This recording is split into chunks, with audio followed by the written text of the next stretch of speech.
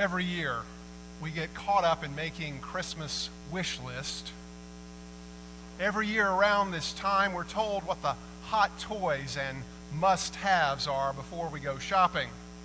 Amazon and Walmart both published lists at the beginning of September for the top 25 toys this year. If you missed the Hatchimals craze last year, you're in luck.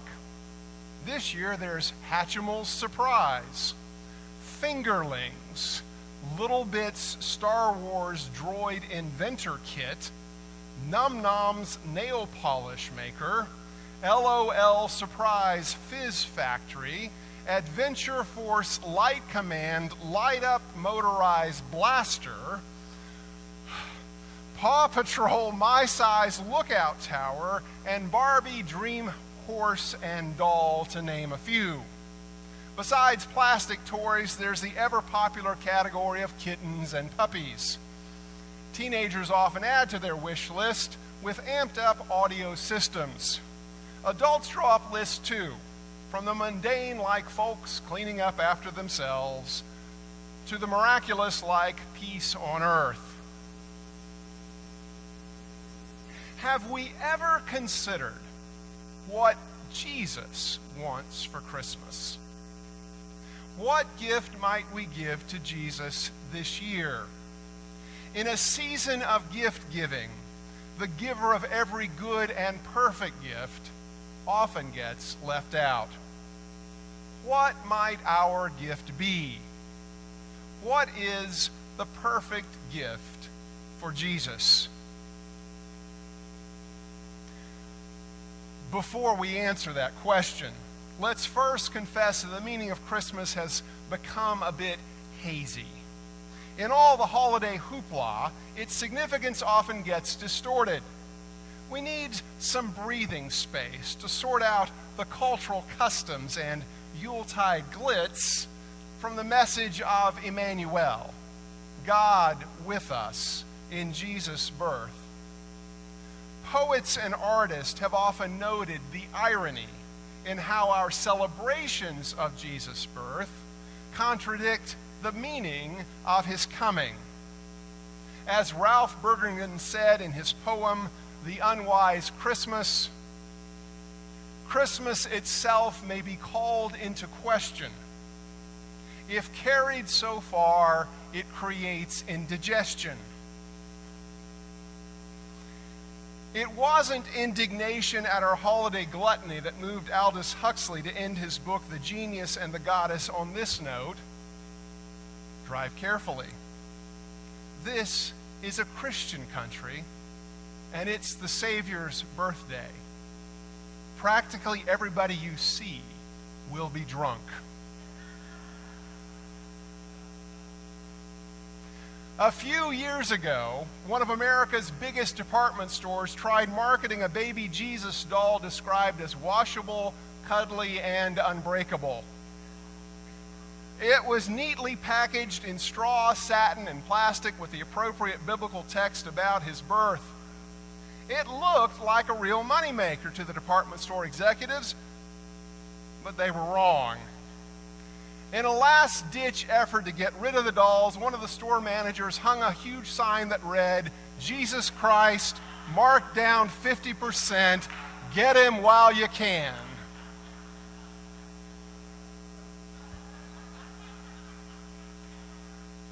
Confusion reigns about the meaning of Christmas. Its significance been obscured through cultural customs and Yuletide glitz.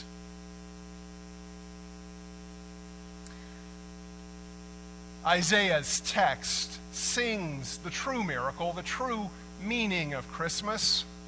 In this season of Advent, we're called to look forward to the return of a Messiah who will do nothing less than save the world.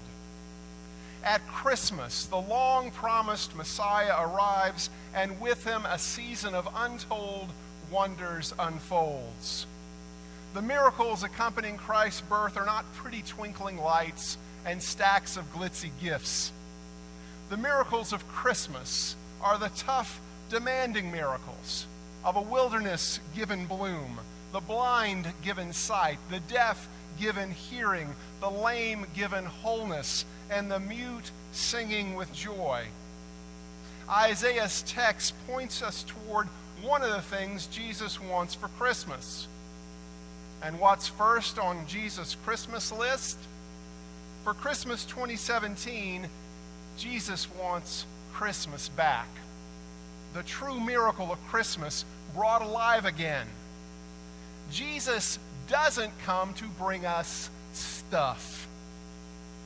Jesus comes to stuff us with healing and wholeness and abundant life. That superabundance of mercy that is gifted to us through Jesus' birth, that same generosity is to be shared with others. Many Christians have a tradition of a Christmas offering. This is a special gift of money that helps the poor during the Christmas season, something most of us would label a nice thing to do. But this year, consider that it isn't just a nice thing to do, but a necessary thing to do if we're to celebrate Christ coming in ways that are in keeping with his birth, the son of poor peasants. Buying gifts of toys for local children with the angel tree. Feeding and clothing the homeless at Over the Rhine Soup Kitchen.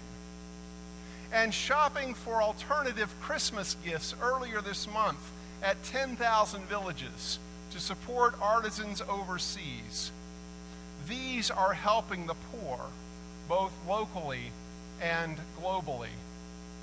One of the stories shared with me by the 10,000 Village representative was that there was a special little gourd. You may have recognized, if you were here, it was a little gourd with red, and it said Cincinnati. It was a limited edition thing. And so the woman said, you know, the selling of these particular little painted gourds made it possible for the artisan to make sure his son got glasses.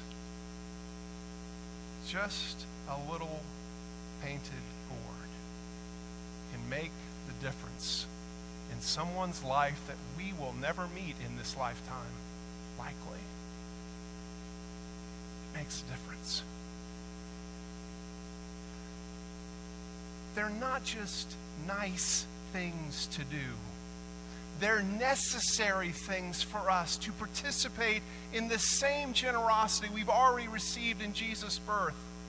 What Jesus wants for Christmas is for us to realize that his birth ransoms our exiled souls and redeems all of God's creation.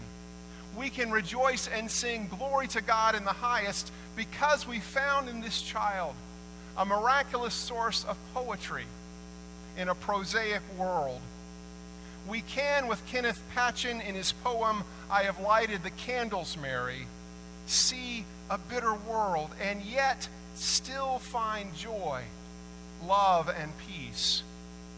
The poet then speaks to his wife and to Christ's mother, revealing that Christmas may have been betrayed by the world, but must be kept alive in it. Otherwise, Patchen implies we risk madness and destruction. They are blowing out the candles, Mary. The world is a thing gone mad tonight. Oh, hold him tenderly, dear mother, for his is a kingdom in the hearts of men. That kingdom that Isaiah saw where deserts blossom, the blind see and lame leap like deer, that kingdom's inauguration began with the birth of a child in a manger.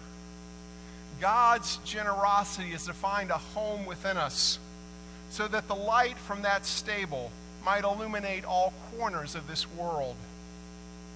The first thing Jesus wants for Christmas is to have his birthday back. The second entry on Jesus' Christmas wish list is of a more personal nature. Before Jesus' birth, God required from two ordinary people the gift of their very beings. Mary was chosen to participate in a singular and intimate way in this divine drama. She was elected to be the mother of this God child. It was within her body that human flesh grew together with the divine spark to create the infant Messiah. Joseph was also asked to give his being, his identity as a descendant of David, his family name, and fatherly protection were the gifts that Joseph gave the baby Jesus. So it is that Jesus continues to ask for this very personal gift from each of us this year as we celebrate his birth.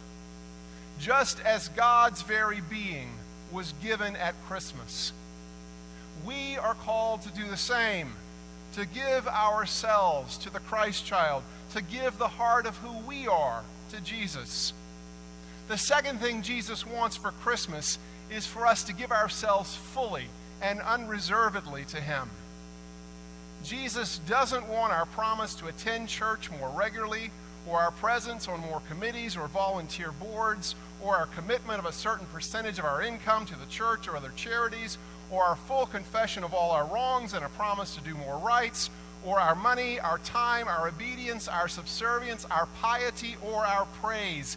Jesus wants us.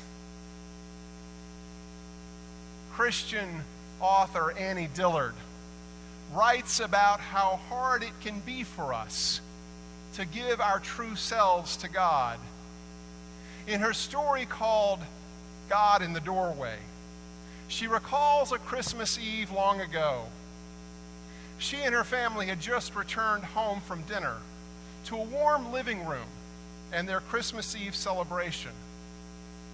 There was a commotion at the front door, she wrote, and it opened, and a cold wind blew around my dress. "Look who's here! Look who's here!" It was Santa Claus, whom I never, ever wanted to meet. Santa was looming in the doorway and looking around for me. My mother was thrilled. "Look who's here!" I ran upstairs. And then she explains, like everyone in his right mind, I feared Santa Claus, thinking he was God. I was still thoughtless and brutish, reactive. I knew right from wrong, but had barely tested the possibility of shaping my own behavior, and then only from fear and not from love. Santa Claus was an old man you never saw, but who nevertheless saw you. He knew when you'd been bad or good, and I had been bad. Her mother called, pleading. Her father encouraged. Her sister howled, but she would not come down. She concludes with an intriguing paragraph. But no, it is I who misunderstood everything and let everybody down.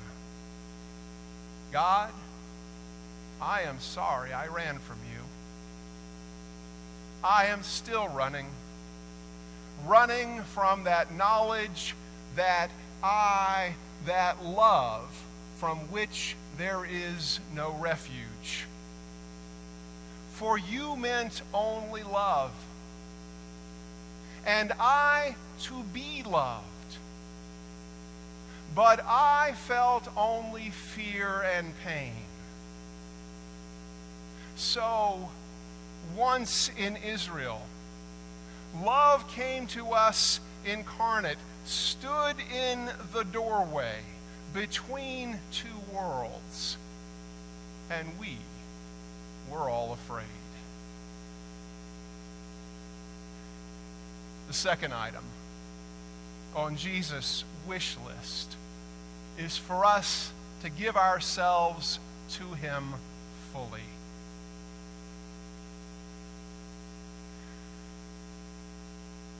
Sometimes the nature of our very being, however, makes our journey toward the Christ child harder than it has to be.